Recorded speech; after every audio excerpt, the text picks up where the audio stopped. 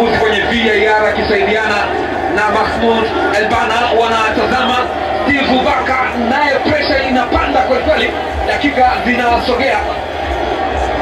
VAR ikihusika katika tukio la tatu kubwa katika mchezo, mawili ya penalty instance ambazo ilibaini kwamba hakukuwa na foul yoyote kwa Simba na kwa Stellenbosch.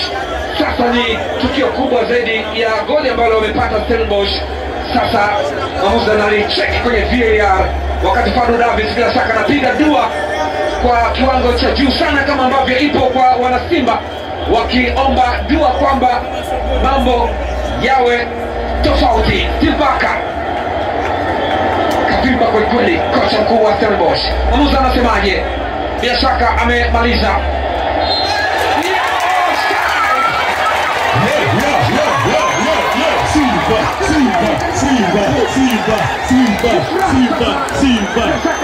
Zambe azalina biso mingi. Check completed katika Zambe azalina biso mingi.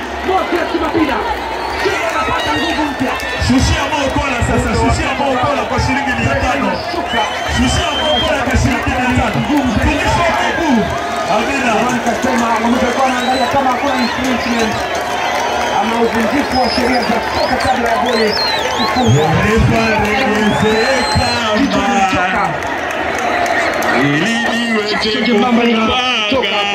Wanasema cheza mpira. Mimi nataka finali. This is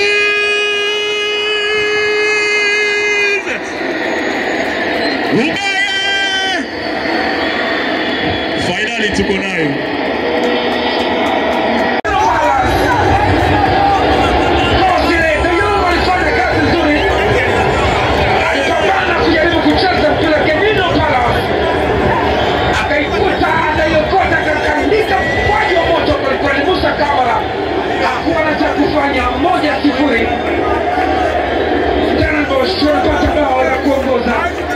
Lakini kwenye aggregate ni moja, mechi inaanza upya.